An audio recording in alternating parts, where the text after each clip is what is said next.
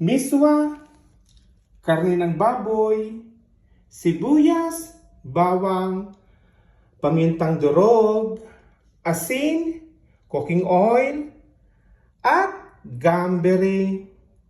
Mainit ang kaldero. Lutuin ko na ang baboy.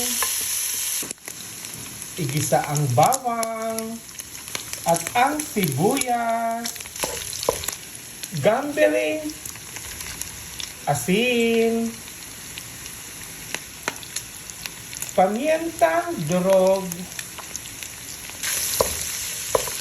Magada ko ng tubig.